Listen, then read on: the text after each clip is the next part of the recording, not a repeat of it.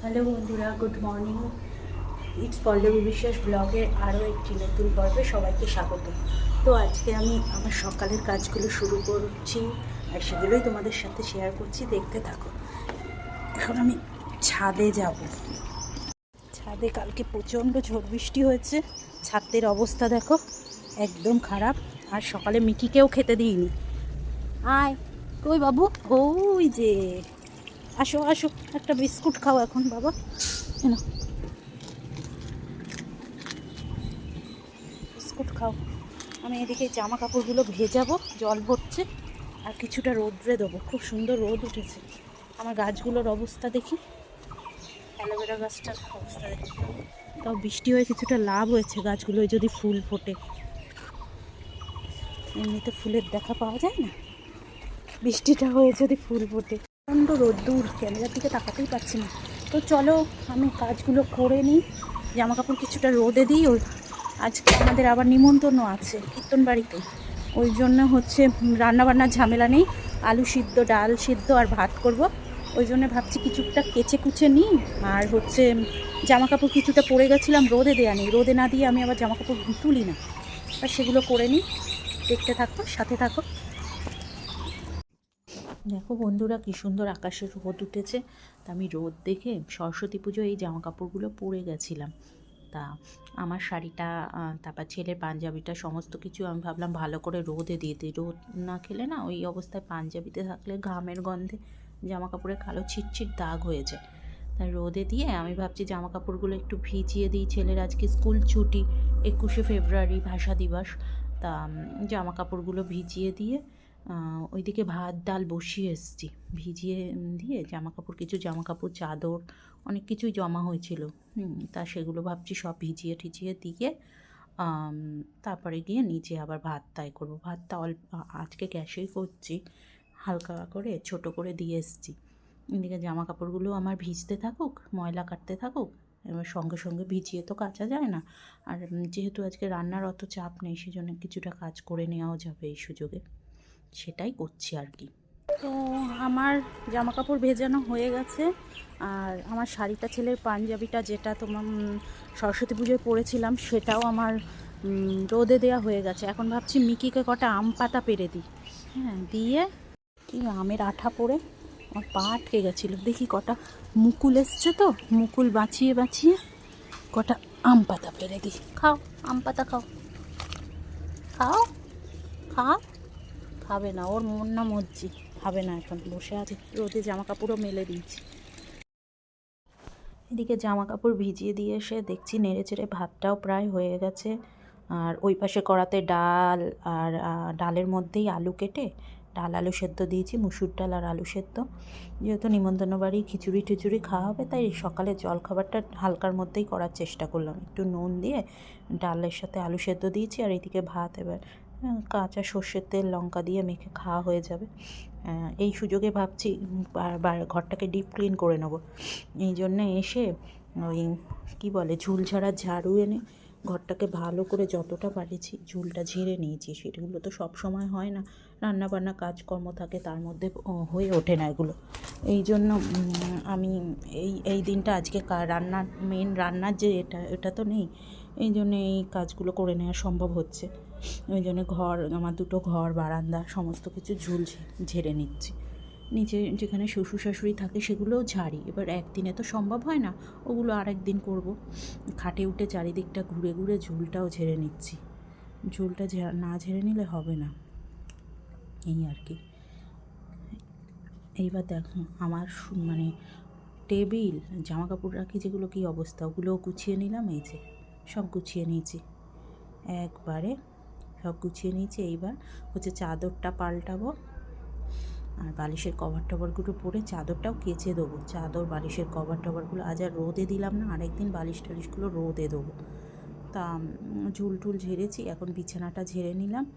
ঝেড়ে বালিশের cover টভারগুলো change করলাম, করে গুছিয়ে সমস্ত রেখে এবার ঘরটা ঝাঁট দেবো। এই যে কভার টভারগুলো চেঞ্জ করে নিচ্ছি।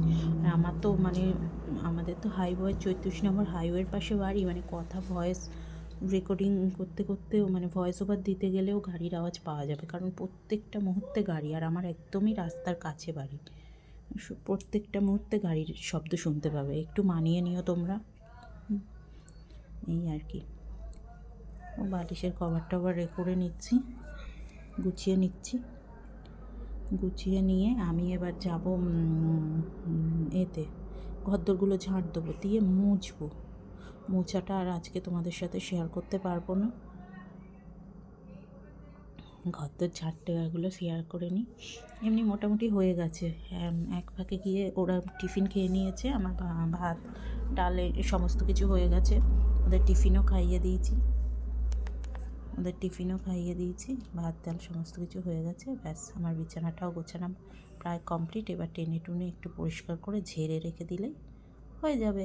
আর কতক্ষণ আমার ঠিক থাকবে, এই এক্ষুনি এসেই সব দেবে ঠিক করে, যতই গুছিয়ে সাজিয়ে করে রাখি না কেন। কতবার যে আমার দিনের মধ্যে বিছানা গুছাতে হয়, ঝাড়তে হয়, তার কোনো মানে ঠিক ঠিকানা নেই, করতে হয় এই আর কি।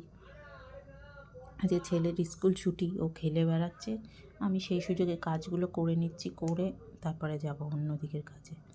এই যে ব্ল্যাঙ্কেট এখনও আমরা বক্সে ঢোকাইনি, এই যে বিছানার চাদর, আরও কিছু জামাপত্র বেরিয়েছে, ভাবছি সব কেচে নেবো।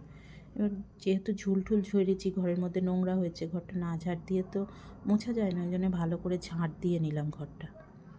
ভালো করে ঝাঁট না দিলে না ভালো লাগবে না। আর কালকে আমাদের এখানে 20 ফেব্রুয়ারি ভালোই ঝড় বৃষ্টি হয়েছে আমাদের উত্তর 24 পরগনায়, আমার জাগলিতে বাড়ি। তো সেই জল এখনও জল শুকায়নি, আর বারান্দায় কাঁচ লাগানো নেই তো, মানে সব লণ্ডভণ্ড, ওগুলো সব মুছে নেবো ভালোভাবে। ডাস্টবিনে নোংরা টোংরাগুলো তুলে ভালোভাবে মুছে নিতে হবে, না মুছে নিলে না খুব প্রবলেম হবে। মুছে টুছে নিয়ে একেবারে এই রান্নার ঝামেলাটা নেই বলেই এই কাজগুলো করে নিতে পারছি, নয় আমার পক্ষে সম্ভব হতো না। এইগুলো করে সোজা যাব কাচতে, ভিজিয়ে রাখা আছে, আর এইগুলোও ভিজিয়ে দেবো। সব মোটামুটি রোদ দূরে আমার যা অবস্থা খারাপ হয়ে গেছিলো, এক রোদ দেখে তো সব ভিজিয়ে দিয়েছি। লাস্টে আমার খুব কষ্ট হচ্ছিলো, একভাবে টানা রোদ্রে বসেছিলাম, প্রচণ্ড কষ্ট হয়েছে। তবে কি আমার অনেক কাচাকুচি হয়ে গেছে, এবার সন্ধেবেলা বসে বসে ওগুলো ভাঁজ করে নেবো। আমার কাজকর্ম তোমাদের কেমন কি লাগছে কমেন্ট করো, জানিও। আর তোমরাও কি এইভাবে একদিনে কি সব কাজ করো আমার মতো, নাকি তোমরা ভাগ ভাগ করে নিও, করো, কোনটা সুবিধা হয় আমায় একটু বলো তো, বললে আমিও একটু বুঝতে পারবো। আমি তো জানি না, তোমরা তো তোমাদের কাছে জানতে পারলে আমার একটু সুবিধা হয়। আমি তো আমার মতো করি, তোমরা কেমন করে করো সমস্ত কাজ আমাকে একটু বলো, কমেন্ট করে জানিও তোমরা কি কেমনভাবে করো। রোদে বসে বসে কাচতে কাচতে আমার মানে মাথা যন্ত্রণা ধরে গেছে।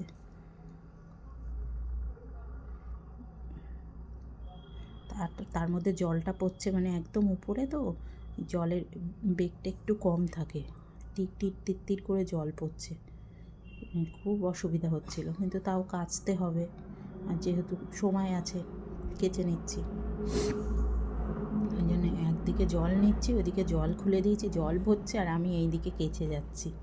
মানে এর মধ্যেই করে নিতে হবে সব, কাচাকুচি করতে হবে, ওইদিকে জলটাও করে নিতে হবে। জলটা না করলে আবার জলের জন্য দাঁড়াতে আর এক প্রচুর ভিজিয়েছিলাম, মানে এক গামলা ভিজিয়েছিলাম।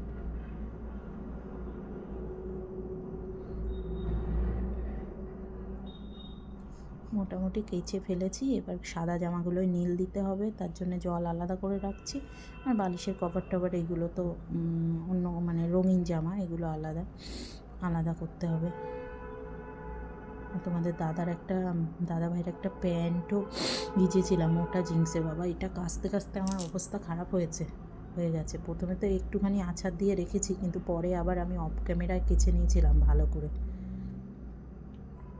তার মধ্যে ফোনটা একবার উল্টে গিয়েছিল, স্ট্যান্ডে দাঁড় করা ছিল, হাওয়া হচ্ছিল, এটা আবার মাঝে গিয়ে ঠিক করে অফ ক্যামেরায় আমি এবার কেচে নিয়েছিলাম সমস্ত কিছু, নয় আবার অসুবিধা হতো। এইভাবে কাজ করে যাচ্ছি। আর আমাদের মেয়েদের আর কি বলো, সাধারণ গৃহবধূদের এই সংসারটাই সব, এটার মায়ায় আটকে পড়ি। তাই ভাবি মাঝে মাঝে একসময় কিছুই করতে পারতাম না, মানে আলুর খোসাটাও ছাড়াতে পারতাম না। আমি কিন্তু বিশাল বড়লোকের মেয়ে না, এই ইদানিং আমাদের ঘর বাড়ি হয়েছে, আমার মাটির বাড়ি ছিল, কিন্তু বাবা মার একটা মেয়ে ছিলাম তো, খুব আদর যত্নে মানুষ হয়েছে।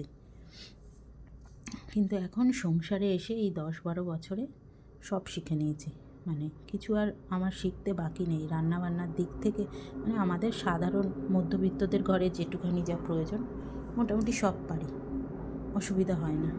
দেখো, তোমাদের সাথে কথা বলতে বলতে আমার কাঁচাও হয়ে গেছে, এবার এক এক করে মেলে দিচ্ছি সব। সব শুকিয়ে গেছিলো জানো, মানে এই এত রোদ উঠেছিল, রোদের মধ্যে সব শুকিয়ে গেছিলো। আবার ক্লিপ না দিলে না, আমার তো দোতলার ছাদ তো একদম নিচে পড়ে যাবে, নিচে ধুলো মাটি, বাগান আর গ্রামের পরিবেশ, বাঁশ গাছ, নানা রকম গাছ ভর্তি তো, শুয়োপোকা টোকাও থাকে, অসুবিধা হবে, ডবল খাটনি হয়ে যাবে। ওই জন্য সব কিচে কুচে একেবারে ক্লিপ লাগিয়ে রেখে দিয়ে যেতে হয়, খুব প্রবলেম হয়। এক এক করে সব জামা কাপড় আমার মেলেও দিচ্ছি। আমি এখনও খাইনি, খিদে পেয়ে গেছিলো। তার মধ্যে আমাদের কীর্তনের না, নগর কীর্তন বলে একটা অনুষ্ঠান হয়, 2টো বাচ্চাকে গৌরনীতায় সাজিয়ে বাড়ি বাড়ি এসে ওরা একটু গান করে, এবার তাদের বাচ্চাদের মিষ্টি টিষ্টি খাওয়াতে হয়, বাতাসা মিষ্টি জল দিতে হয়, পা ধুইয়ে দিতে হয়, গরমের মধ্যে খালি পায়ে হেঁটে হেঁটে আসে তো, তা সেই অনুষ্ঠানটাই হবে। তা আমি ভাবছি খেতে বসবো, তখন যদি আসে, কেউ তো নেই, শাশুড়ি মা তো বয়স্ক মানুষ, পারবে না, হাঁটতে পায়ে কষ্ট হয়। আমি মানে কাজ করছি আর কান আমার খাড়া আছে যে আসছে কি আসছে না, মানে কাজ করছি আর তাকিয়ে আছি, মানে ওইদিকে মনটা কিন্তু আমার ওইদিকে পড়ে আছে যে ওরা কখন আসবে, ওদের আবার আমি মিস করে ফেলবো না তো, শুনতে পারবো না, মানে মনের মধ্যে কিন্তু আমার একটা দোলাচল চলছেই যে ওরা আসছে। ফাইনালি আমার জামা কাপড় কাঁচা মেলা ডান, একদম সমস্ত কিছু ডান, সারা ছাদ ছড়িয়ে মেলে দিয়েছি, ব্যাস।